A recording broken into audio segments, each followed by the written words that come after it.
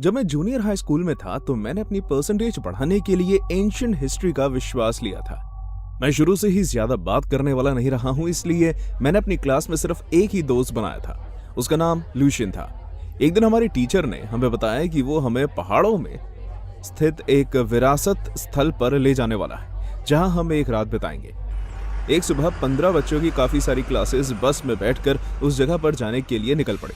जैसे ही हम घुमावदार पहाड़ों की वादियों से गुजरने लगे, हमें मौसम में ठंड का एहसास होने लगा और आसपास डरावना माहौल बनने लगा। सड़क के दोनों तरफ घने जंगल थे, जिसकी वजह से दिन भी अंधेरे भरा लग रहा था।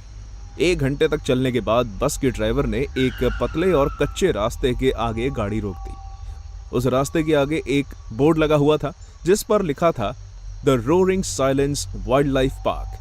मैंने आज से पहले कभी किसी जू का इतना अजीब नाम नहीं सोचा था।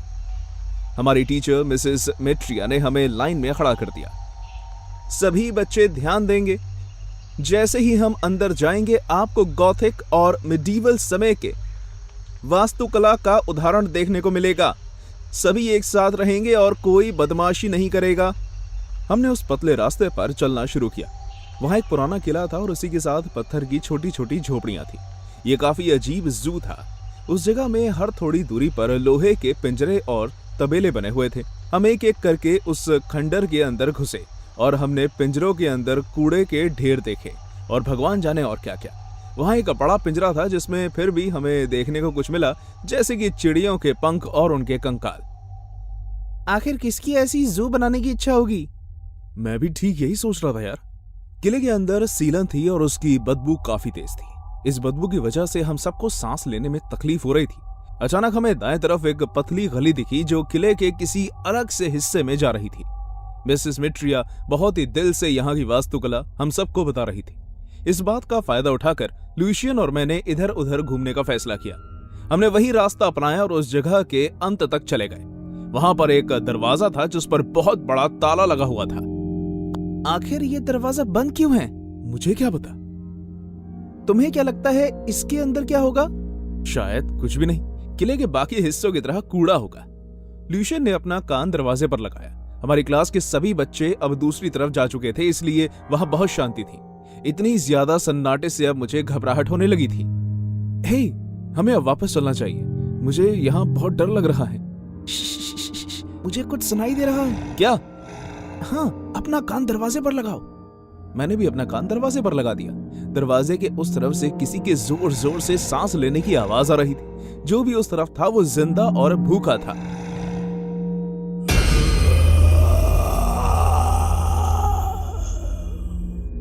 ये क्या था? लूशियन चिल्लाया और हम दोनों भागने लगे। जब हम वापस अपनी क्लास के बच्चों के बीच जाकर मिल गए तब हम हाँफ रहे थे। मिसेस मिट्रिया ने हमें देख लिया और कहा, कहाँ थे तुम दोनों? हम खो गए थे मिसेस मिट्रिया। हाँ, हम बाथरूम ढूंढ रहे थे और हम पास ही बने कैंप की जगह जा रहे हैं और बिना मेरी इजाजत के किले के अंदर आने की जरूरत भी मत करना, नहीं तो तुम खो जाओगे। माफ कीजिए मिसेस मिट्रिया। जब सभी बच्चों ने अपने कैंप लगाने शुरू किए तो लूशियन ने मुझे अपनी तरफ बुलाकर डरती हुई आवाज में कहा, तुमने सुना ना? हाँ, क्या था वो? किसी तरह का जानवर? मुझे नहीं पता, लेकिन हमें पता लगाना चाहिए। तुम वहां दोबारा जाना चाहते हो, वो भी इतने अंधेरे में? क्या तुम जानना नहीं चाहते? इसलिए तो हम यहाँ आए हैं इलियास। लेकिन अगर मिसेस मिट्रिया को पता चल गया तो वो? उन्हें पता नहीं चलेगा। हम तब जाएंगे जब सब सो जाएंगे। करीब 1:30 बजे हम अपने टेंट से बाहर आए। आसमान बहुत साफ था और हमें अपने ऊपर लाखों सितारे दिख रहे थे। चांद देखने में बहुत बड़ा और चमकदार लग रहा था और वो उस जगह को और भी ज्यादा डरावना बना रहा था। सभी लोग सो चुके थे। लूशियन और मैंने अपनी अपनी टॉर्च ली और उस खाली जंगल में घुस गए। वो किला एक भूतिया महल की तरह लग रहा था। हमें याद था कि वो रहस्यमय कमरा हमारी दाएं तरफ बनी दूसरी मंजिल पर था। हमारे हर कदम की गूंज पूरे किले में सुनाई दे रही थी। जैसे ही हम दरवाजे के पास पहुंचे, मैंने अपने रोंगटे खड़े होते हुए महसूस किए। लूशियन ने घबराहट भरी नजरों से मेरी तरफ देखा और फिर धीरे धीरे उस दरवाजे के करीब जाने लगा। उसने एक लंबी सांस ली और दरवाजे को खटखटाया। उसने फिर खटखटाया। लूशियन, मुझे लगता है कि हमें यहाँ नहीं होना चाहिए यार। शायद तुम सही कह रहे हो। हम वापस जाने के लिए पीछे मुड़े और तभी हमें एक आदमी की दबी हुई लेकिन दर्द भरी आवाज सुनाई दी जो हमें पुकार रही थी। मदद करो। हमारी आंखें फौरन दरवाजे की तरफ एक बार फिर मुड़ी। मेरे माथे पर पसीने आने लगे। क्या उस दरवाजे के पीछे कोई आदमी है? नहीं, अब बस बहुत हुआ, हमें निकलना होगा अभी। लेकिन अगर उस आदमी को हमारी जरूरत हुई तो मैं इस दरवाजे को खोलना चाहता हूँ, मैं इसे खोलूंगा। ऐसा कहते हुए लूशियन ने पास में पड़े एक बड़े पत्थर को उठाया और दरवाजे पर लगे ताले पर जोर जोर से मारने लगा। रुक जाओ लूशियन, प्लीज।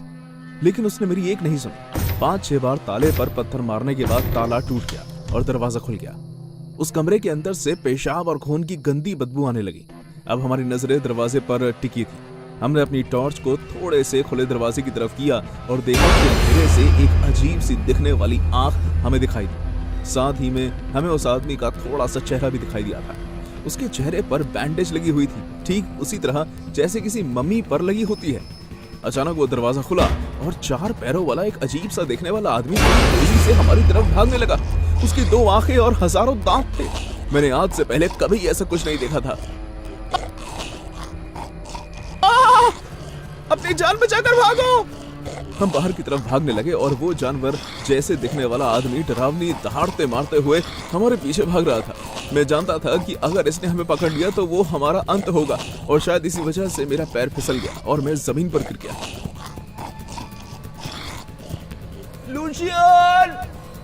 लूशियन जो पहले से ही मेरे आगे था, उसने मुझे जमीन पर गिरा हुआ देखा। मैं खड़ा नहीं हो पा रहा था क्योंकि मेरा घुटना मुड़ गया था। वो मेरे लिए वापस आया और जैसे ही वो मुझे उठाने लगा, हमने एक बार फिर उसे दहाड़ने की आवाज सुनी, जैसे नरक से आया कोई शैतान हमारे पास आकर जोर जोर से सांस ले रहा हो। हमने अपनी बाईं ओर देखा और वो वही था। हमसे कुछ ही दूरी पर वो आदमी आकर रुक गया और फिर धीरे धीरे हमारे पास आने लगा। उसने अपना बड़ा सा मुंह हमारे सामने खोला और हमें एक खोखला गड्ढा दिखाई दिया। मैं अपनी आंखें बंद करना चाहता था लेकिन ऐसा लग रहा था जैसे मैं ये करना भूल गया था। उस आदमी ने ठीक हमारी आंखों में देखा और फिर अपनी रहस्यमयी आवाज में कहा, बहुत बहुत शुक्रिया। फिर हमने उसे पास बनी एक खिड़की की तरफ घुटने के बल जाते हुए देखा और वो इतनी ऊंचाई से नीचे कूद गया। हमें जमीन पर उसके गिरने की आवाज भी आई और फिर उस जगह पर वापस से सन्नाटा छा गया। मैं बता नहीं सकता कि हम किस तरह अपने टेंट में वापस आए। अपनी बची हुई पूरी ट्रिप में मैंने और लूशियन ने उस घटना का जिक्र नहीं किया, लेकिन आज तक जब हम उसके बारे में सोचते हैं तो मेरे पैर में अजीब सा दर्द होने लगता है। आखिर कौन सा अजू इस तरह का अजीब आदमी रखता है? लूशियन ने फिर मुझे बताया कि उसने पढ़ा है कि वो एक असली का आदमी था जिस पर अजीब अजीब से प्रयोग किए गए थे। सालों पहले लोग विज्ञान के नाम पर लोगों को परेशान किया करते थे और उन पर अजीब अजीब से प्रयोग करते थे। मुझे आज भी यकीन नहीं होता कि उस आदमी ने इतने साल उस किले में कैसे काटे, वो भी बिना पानी और खाने के। मुझे खुशी इस बात की है कि उसने हमें मारने की कोशिश नहीं की। मुझे यकीन है कि वो आदमी अब चैन से इन पहाड़ों के जंगलों में जी रहा होगा। जो फोटोग्राफ आप इस वीडियो में देख रहे हैं वो पुलिस की फाइल में सामूहिक कत्ल का एक केस ही है। एक जंगल में रेड पड़ने के बाद पुलिस वालों के एक समूह को ये जगह मिली। जब वो इस घर में घुसे तो अंदर का नजारा देखकर दंग रह गए।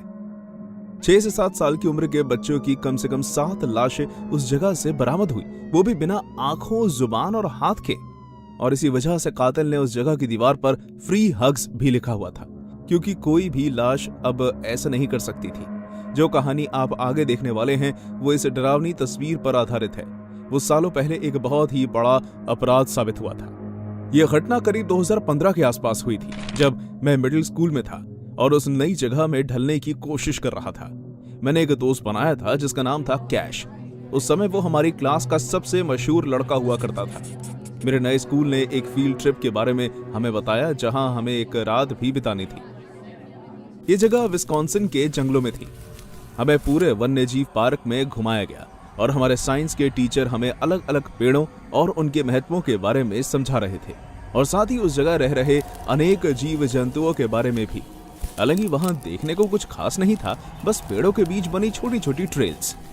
कुछ देर बाद हम एक ऐसी जगह पहुंच गए जहां हमारे टीचर्स ने हमें अपने टेंट लगाने की सलाह दी। सूरज अभी ढला नहीं था, इसलिए अभी भी उजाला था। मैं एक पत्थर पर बैठकर झाड़ियों के ऊपर उड़ रही तितलियों को देख रहा था जब कैश ने मुझे आवाज लगाई, हे मिलर, क्या तुम मेरे साथ जंगल में घूमने चलोगे? मैंने उसे जंगल के अंदर घुसते हुए देखा। मैं भी बोर हो रहा था, इसलिए उसके साथ चला गया। हम अपने कैंप के उल्टी तरफ चलने लगे। हमने एक ऐसी ट्रेल ली जो बिल्कुल अनजान थी, जो हमें एक अनजान जगह ले जा रही थी। क्या इस तरह यहाँ अकेले घूमना ठीक है? रिलैक्स, कुछ नहीं होगा। जैसे जैसे हम आगे बढ़ने लगे मुझे वहां अजीब लगने लगा। उस ट्रेल की हर चीज से मुझे ऐसा लगने लगा जैसे मैं किसी अनजान जगह आ गया हूं और अब मुझे बिल्कुल नहीं पता था कि मैं कहां हूं। ऐसा लग रहा था जैसे हर कदम के साथ साथ हम इस जंगल से पहचान खो रहे हैं। दरअसल वो पेड़ थे, उस जगह के पेड़ बदल चुके थे। जब हमने यात्रा शुरू की थी तो हमारे आसपास मेपल और ओक के पेड़ थे और अब हमें यहाँ पुराने पाइन के पेड़ दिखने लगे थे। पेड़ों के नीचे लगी झाड़ियां गायब हो चुकी थी। जमीन पर हर जगह पाइन के नोक दिखने को मिल रहे थे। इस जगह पर बहुत ही कम पक्षी और जानवर थे और यहाँ की हवा थोड़ी ज्यादा ठंडी थी। मुझे ऐसा लग रहा था कि हम इस जगह की शांति भंग कर रहे हैं। हे, वो क्या है? कैश ने एक पेड़ की तरफ इशारा किया और मैंने भी उस पेड़ के पीछे एक पत्थर का घर देखा। हमने अपनी गति बढ़ाई और उस जगह के करीब गए। वो एक छोटी झोपड़ी जैसा कमरा था जो पत्थरों से बना था, लेकिन अब पुराना होने के कारण उसकी दीवारों पर काई आने लगी थी और उसके दरवाजे के पास कुछ अजीब लिखा था, फ्री हग्स, और एक एरो बना था जो अंदर आने का इशारा कर रहा था। आखिर ये जगह क्या है? क्या तुम अंदर चलकर देखना चाहोगे? फ्री हग्स के लिए? बहुत ही मजाकिया था, है ना? हमने उस जगह को बाहर से देखना शुरू किया। सच कहूं तो अंदर इतना अंधेरा था कि मैं अपनी जिंदगी में भी कभी वहां नहीं जाता। तुम्हें क्या लगता है कि यहाँ क्या हुआ होगा? मुझे नहीं पता यार, और मुझे जानना भी नहीं है। कैश ने अपना फोन निकाला और उसकी टॉर्च चालू करके उसने कहा, चल के देखते हैं। क्या तुम पागल हो क्या? चलना यार, ऑब्वियसली अंदर कोई नहीं है। बिना मेरे जवाब का इंतजार किए कैश उस अजीब से खंडहर के अंदर घुस गया और धीरे धीरे उसके अंधेरे में कहीं खो गया। मुझे उसके पैरों की आवाज आने लगी। तुझे अंदर क्या दिखाई दे रहा है? कूड़े का ढेर। एक मिनट, ये क्या है? क्या कैश, क्या सब कुछ ठीक है? जब मुझे कुछ देर तक कैश की आवाज नहीं आई तो मेरे रोंगटे खड़े हो गए। क्या वो किसी मुसीबत में था? क्या उसे कुछ हो गया था? मैंने अपने फोन की टॉर्च जलाई और उसे देखने चला गया। मेरी इस बात का यकीन मानिएगा, जैसे ही मैं उस जगह के अंदर दाखिल हुआ मैं चारों ओर से अंधेरे से घिर चुका था। जैसे ही टॉर्च की लाइट जमीन पर पड़ी तो मैंने देखा कि एक कोने में बच्चों के कपड़ों का ढेर लगा हुआ था। कैश दूसरे कोने की तरफ खड़ा था और किसी चीज की तरफ घूर रहा था। उसके चेहरे पर बहुत डर था। कैश, क्या हुआ? उसने कुछ नहीं कहा, बस अपना कांपता हुआ हाथ उठाया और धूल भरे सफेद ढेर की ओर इशारा किया। पहले तो मुझे धोखा हुआ कि वो मिट्टी का कोई ढेर है, लेकिन जैसे ही मैंने उसे करीब जाकर देखा तो वो इंसान की हजारों हड्डियों का ढेर था। वो हड्डियां छोटी थी, जिसका मतलब है कि वो बच्चों की थी। लेकिन हमें वहां सिर्फ यही देखने को नहीं मिला था। जैसे ही हमने अपनी आंखें दीवार की तरफ उठाई, हमारे पैरों से जमीन खिसक गई। उस दीवार पर बच्चों की ब्लाक और व्हाइट तस्वीरें लगी हुई थी। वो कमरे में ही खींची गई थी और उन तस्वीरों में किसी भी बच्चे की आंखें और हाथ नहीं थे। वहां करीब 8 से 10 बच्चों की तस्वीरें लगी हुई थी, जैसे कि कोई एग्जीबिशन हो। हर फोटो के नीचे उस बच्चे का नाम लिखा हुआ था। ओह माय गॉड, इसलिए इसके बाहर फ्री हग्स लिखा हुआ है। कैश उस जगह से बाहर भाग गया और उल्टी करने लगा। मेरा सर इस खौफनाक जगह को देखकर घूम रहा था, क्योंकि मैं भी इस जगह के रहस्य को समझ चुका था और बाहर लिखे उस साइन को भी, फ्री हग्स, ताकि इन बच्चों के पास ना हाथ रहे ना आंखें और ये किसी को फ्री हग्स के लिए मना न कर पाए। किसी तरह के पागल इंसान ने इन बेचारे बच्चों के साथ ऐसा किया होगा। मैं चिल्लाता हुआ उस जगह से बाहर भागा, कैश, हमें इसके बारे में। लेकिन कैश था कहां? मैंने खुद को उस जंगल में अकेला खड़ा पाया। कैश, कैश, मैंने उससे आवाज लगाई लेकिन उसका कोई जवाब नहीं आया। अचानक मैंने किसी के गला घुटने की आवाज सुनी। मैं फौरन समझ गया कि वो झोपड़ी के पीछे से आ रही थी। मैं धीरे धीरे उस तरफ चलने लगा और जो मैंने देखा वो आज तक मुझे नींदों में डरा देता है। एक औरत जो मुश्किल से ही किसी इंसान जैसी दिख रही थी, वो देखने में कुछ 1000 साल की लग रही थी। उसकी स्किन लटक रही थी और उसके गाल की हड्डियां ऐसे लग रही थी जैसे कोई टूटा हुआ पहाड़ हो। उसकी स्किन के नीचे कोई मांस नहीं था। उसका शरीर एक तिनके से भी पतला था। वो घास पर बैठी हुई थी, एक पत्थर को कोने से चाट रही थी जिस पर से ताजा खून टपक रहा था और उसके सामने मेरा दोस्त बेहोश पड़ा था। कैश के सर पर एक गहरा घाव था। इस औरत ने कुछ ही मिनट पहले इस पत्थर से मेरे दोस्त के सर पर वार किया और अब वो उसके खून को चाट रही थी। ये देखकर मैं बहुत घबरा गया। हर बार चाटने के बाद उसकी जीभ और ज्यादा लाल हो जाती थी। जब जब वो खून चाटती रही, उसके चेहरे पर ऐसे भाव आ रहे थे जैसे उसे वो करके बहुत मजा आ रहा हो। मिला कैश। और तभी मैंने हमारे टीचर को हमारा नाम पुकारते हुए सुना और जमीन पर बैठी उस औरत ने मुझे देख लिया। मैं उसका मुझे घूरना कभी नहीं भूल सकता। वो शैतानों की तरह हंसी और उसने कहा, तुम दोनों खुशकिस्मत हो कि मेरे पास अब कैमरा के और रील नहीं बचे हैं। और फिर वो जंगलों में कहीं खो गई। हमारे टीचर ने कैश को उठाया और उसे वापस वहां ले गए जहां हम सब ने अपने कैंप लगाया हुआ था। हमारे प्रिंसिपल ने लोकल पुलिस को फोन कर दिया और मैंने अंदर जो कुछ भी देखा था उन सब से सब कुछ बता दिया। फ्री हग्स वाली जो झोपड़ी, वो बूढ़ी औरत, सब कुछ। अगले 24 घंटों के अंदर उस जगह को क्राइम सीन में बदल दिया गया और एक बार पुलिस के आने के बाद अब हम सभी को सुरक्षित अपने अपने घर पहुंचा दिया गया। इस बात को करीब 10 साल होने वाले हैं और वो जगह अभी भी पुलिस की रेडार में है और उस जगह पर पाए गए सभी सबूत भी। पुलिस के मुताबिक उस जगह पाई गई हड्डियां करीब 8 बच्चों की थी, लेकिन दीवार पर लगी उन तस्वीरों को देखा जाए तो अभी भी कई बच्चों की लाशें लापता हैं। पुलिस ने उसे जंगल में 3 बार ढूंढा लेकिन वो औरत उन्हें कहीं नहीं मिली। हे गाइस, मेरा नाम है गैस्टन और मैं अर्जेंटीना से हूं। मेरे पड़ोस के देशों में ब्यूनोस आयरेस जैसा आधुनिक प्रांत हो सकता है, लेकिन यहाँ से सबसे अलग प्रांत में खूबसूरत झरने, ग्लेशियर्स, जंगल्स और पहाड़। लेकिन हर चीज उतनी अच्छी नहीं होती जितनी बताई या दिखाई जाती है।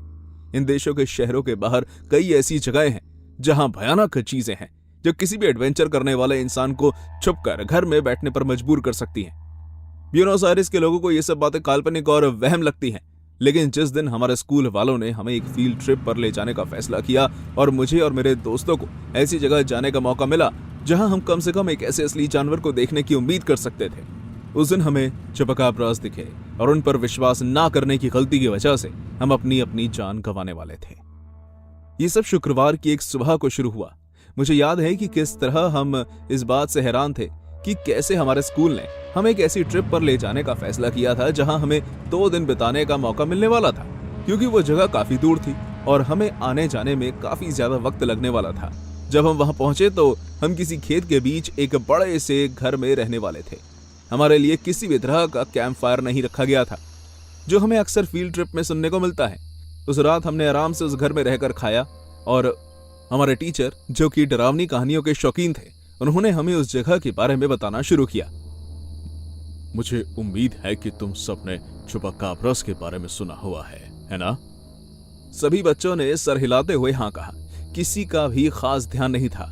ज्यादातर बच्चे 15 से 16 साल के बीच में थे, लेकिन हमारे टीचर हमें 9 साल का बच्चा समझते थे। खैर, मुझे खुशी है कि तुम सभी का अब तक का बर्ताव बहुत ही सभ्य है, लेकिन बहुत से लोग नहीं जानते कि चुपाकाब्रास आखिर हैं क्या। सभी बच्चे शांति से उन्हें सुनते रहे। कुछ बहुत उत्सुक थे और कुछ बोर हो रहे थे। तुम सभी को लग रहा होगा कि चुपाकाब्रा एक काल्पनिक है, लेकिन मैं तुम सभी को बता दूं कि वो वाकई असली होते हैं। कुछ लोग कहते हैं कि ये जानवर पशुओं का शिकार करते हैं और कुछ लोगों का मानना है कि इनके सेटन ने खुद यहां इन्हें भेजा है। इससे कोई फर्क नहीं पड़ता कि आप इसे कुछ भी कहें। सच तो ये है कि अगर आप इन्हें देख लें तो आप इनकी कहानी बताने के लिए जिंदा नहीं रह पाएंगे। कुछ बच्चे अब डरने लगे थे, लेकिन मैं और मेरे दोस्त ये सब सुनकर हंस रहे थे। चुपाकाब्रा आपके ऊपर कोई रहम नहीं करते। हो सकता है कि वो छोटे हों, लेकिन उनके नोकीले दांत बहुत ही जहरीले होते हैं और उनकी प्यास कभी नहीं बुझती। वो आपकी तरफ कूदेंगे और आपके गले में अपने दांत घोंपकर आपका सारा खून चूस लेंगे। आप कुछ नहीं कर पाएंगे सिवाय देखने के और महसूस करने के कि किस तरह वो जानवर आपके खून से अपनी प्यास बुझाता है, और वो तब तक आपको नहीं छोड़ेगा जब तक आप किशमिश की तरह सूख ना जाए। काफी सारे बच्चे बहुत ही अनकंफर्टेबल महसूस कर रहे थे, इसलिए नहीं क्योंकि उन्हें चुपाकाब्रा से डर लगने लगा था, बल्कि इसलिए क्योंकि उन्हें यह सब सुनकर उल्टी जैसा महसूस हो रहा था। हे, डरो मत, ये बस एक कहानी है, लेकिन आज रात संभल कर रहना। हमारे सोने का वक्त बहुत ही जल्दी आ गया, लेकिन डर के मारे सोना तो दूर की बात है, हमें तो एक शरारत सूझी। इसलिए जब सभी लोग सो गए तो हमने सोचा कि क्यों ना इस ट्रिप को और यादगार बनाया जाए और जंगल में घूम कर आया जाए। यहाँ से निकलना कितना आसान था। हाँ, मुझे तो लगा था कि जब हम इन खेतों से निकलेंगे तो कोई ना कोई हमें देख लेगा। अरे नहीं यार, मुझे तो पहले से ही पता था कि कुछ नहीं होगा। आखिर सब सो चुके हैं। अब हम लोग कहाँ जा रहे हैं? हम सब चुपकाबरा को ढूंढने जा रहे हैं। चलो जंगल के और अंदर चलते हैं। अगर हमें कोई जानवर मिल गया तो? ऐसा कुछ भी नहीं होगा यार, यहाँ गाय भैंसों के अलावा और कुछ भी नहीं है। वो क्या था? अच्छी कोशिश थी एडवर्ड। नहीं, सच में मैंने किसी की परछाई देखी। क्या तुमने सुना नहीं? क्या तुम सच कह रहे हो? मैं कसम खाता हूँ, मैंने कुछ सुना है। तुम लोगों को यह नहीं होना चाहिए। क्या कर रहे हो तुम लोग यहाँ पर? सर, हम देखने आए थे कि जो कहानी आपने हमें चुपकाब्रास के बारे में सुनाई थी वो सच है या नहीं। हम बस वापस ही जा रहे थे। तुम इस तरह बचकर कहीं नहीं निकल सकते। मैं तुम्हारा इंचार्ज हूँ। अगर तुम्हें कुछ भी हुआ तो उसकी जिम्मेदारी मेरी होगी। माफ कीजिएगा। बच्चों, चुपकाब्रा की कहानी मैं हर किसी को सुनाता हूँ। ये बस यहाँ के लोगों की पुरानी कहानी है। मैं भी यहाँ कई सालों से आ रहा हूँ, लेकिन मैंने एक भी मेरी मदद करो। इससे पहले कि हम कुछ कर पाते, काले सा दिखने वाला एक जानवर हमारे टीचर की गर्दन पर चढ़ गया। क्या एक चुपकाबरा था? हम उसे अपने टीचर के गले से हटाने के लिए आगे बढ़े, लेकिन हम ये देखकर हैरान हो गए कि हम अकेले नहीं थे। हमारे टीचर के पीछे ऐसे 5 और जानवर थे जो अपने शिकार का खून चूसने लगे। कुछ ही मिनटों के अंदर उनकी लाश सूखकर जमीन पर गिर गई। अब उनके शरीर पर सिर्फ हड्डियां और खाल ही रह गया था। उन राक्षसों ने अपनी लाल आंखें उठाकर हमारी तरफ देखा। भागो, भागो! हम जितना तेज भाग सकते थे भागने लगे और जंगलों के और अंदर चले गए, लेकिन इससे कोई फायदा नहीं हुआ। वो हमारे पीछे ही थे। वो पेड़, चलो उसके ऊपर चढ़ जाएं। हम नहीं चढ़ पाएंगे, वो हमें पकड़ लेंगे। मैंने एक पेड़ की टहनी उठाई और उसे उन जानवरों पर दे मारा, जिसका उन पर कोई असर नहीं हुआ, बल्कि वो मेरी हर हरकत पर नजर रखे हुए थे कि कब मैं गलती करूं और वो मुझ पर हमला कर सके। उस वक्त एडवर्ड और मेरियन पेड़ पर चढ़ने में सफल हो गए। जल्दी आओ, मेरा हाथ पकड़ो। मैं उनकी तरफ जाने लगा, लेकिन मैं जानता था कि मैं वहां नहीं पहुंच पाऊंगा, इसलिए मैं भागता रहा।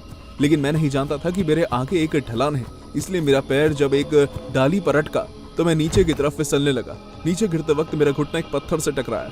चुपकाब्रा संघर्ष करते हुए पेड़ पर चढ़ने की कोशिश करते रहे, लेकिन नहीं चढ़ पाए और मुझे लगा कि मैं सुरक्षित हूँ। लेकिन फिर मैंने कुछ देखा, उनमें से एक अब भी मेरा पीछा कर रहा था। मैं मजबूर था, मैं दर्द में खड़ा नहीं हो पा रहा था और वो ये बात जानता था, इसलिए धीरे धीरे मेरे पास आने लगा। मैंने पत्थर से उस पर निशाना लगाने की कोशिश की, लेकिन वो हर बार उससे बच जाता और अपनी पूरी ताकत लगाकर वो मेरे पर वार करने के लिए तैयार था। वो दर्द असहनीय था। मुझे ऐसा लग रहा था जैसे चुपकाब्रा मेरे पूरे शरीर से खून खींच कर पी रहा हूँ और मैं खुद को बचाने के लिए कुछ नहीं कर पा रहा था। मैंने उसे पकड़ने की कोशिश भी की, लेकिन मैं नाकामयाब रहा। फिर मैंने उसे अपने हाथ से मारने की कोशिश की, लेकिन उससे भी कुछ नहीं हुआ। अब मेरे पास बस एक ही चारा था। मैंने अपने पास पड़े बड़े से पत्थर को उठाया और अपनी पूरी जान लगाते हुए मैं खड़ा हुआ। वो राक्षस अभी भी मेरे ऊपर था। मैंने जोर से उस पत्थर को अपने पैर पर दे मारा। चुपकाब्रा और मैं, हम दोनों ही जोर से चिल्लाए। फौरन मुझे एहसास हुआ कि मुझ पर वार करने वाले ने मेरा पैर छोड़ दिया है और दम तोड़ दिया है। मैं अब आज़ाद था, लेकिन मुझे बहुत दर्द हो रहा था। मैंने नीचे देखा और मुझे पता चला कि मेरी आज़ादी की मैंने बहुत भारी कीमत चुकाई है। मेरा पैर पूरी तरह खराब हो गया था। मैंने जंगल के एक कोने में कहीं से रोशनी आती हुई देखी। हो सकता है कि वो सड़क हो। उस चुपकाब्रा की चीख ने बाकियों को भी मेरी तरफ आकर्षित कर दिया था। मैं देख सकता था कि वो धीरे धीरे मेरी तरफ आ रहे थे और मुझ पर हमला करने के लिए तैयार थे। मैं लंगड़ाते हुए सड़क की तरफ भागने लगा। किसी भी पल उनमें से एक मेरी तरफ छलांग लगा सकता था। अब मेरे अंदर की ताकत खत्म हो चुकी थी। मैं जैसे तैसे सड़क पर पहुंचा और एक सफेद रोशनी ने मेरी आंखें बंद कर दी। मेरी किस्मत अच्छी थी कि उस ट्रक के ड्राइवर ने गाड़ी मेरे ऊपर नहीं चढ़ाई और मैं कुछ इंच से बच गया। वो ड्राइवर मुझे बचाने के लिए बाहर निकला। उस घर में वापस आने के बाद मैंने सभी बच्चों को आगाह कर दिया कि मेरे दोस्तों पर कुछ जानवरों ने हमला कर दिया है। उनके सवालों से बचने के लिए मैंने उन्हें नहीं बताया कि वो चुपकाब्रास थे। लेकिन जब पुलिस को हमारे टीचर की लाश जंगल में मिली तो पुलिस ने मुझसे सवाल किए। उसी रात उन्हें मेरे दोस्त एक पेड़ के ऊपर छुपकर बैठे हुए मिले। चुपकाब्रास आखिरी वक्त तक उनके पास पहुंचने की कोशिश करते रहे और काफी सारे इंसानों को करीब आते सुनकर भाग गए। मैं और मेरे दोस्त हॉस्पिटल पहुंच गए। हालांकि वो सिर्फ मुझे वहां देखने आए थे। हमने उस दिन जो भी अनुभव किया वो वहां के लोकल न्यूज चैनल पर दिखाया गया, लेकिन कुछ ही मिनटों बाद उसे भुला दिया गया। अब इंटरनेट पर एक और कहानी दर्ज हो चुकी थी, जिसे बहुत सारे यूट्यूबर्स दिखाएंगे जिन पर कोई विश्वास नहीं करता। मैं अब भी लोगों की पुरानी अंधविश्वास और काल्पनिक बातों पर यकीन नहीं करता, लेकिन फर्क इतना है कि अब मैं उन्हें साबित करने के लिए जंगलों में नहीं जाता। आखिर मैं ये जोखिम क्यों उठाऊं?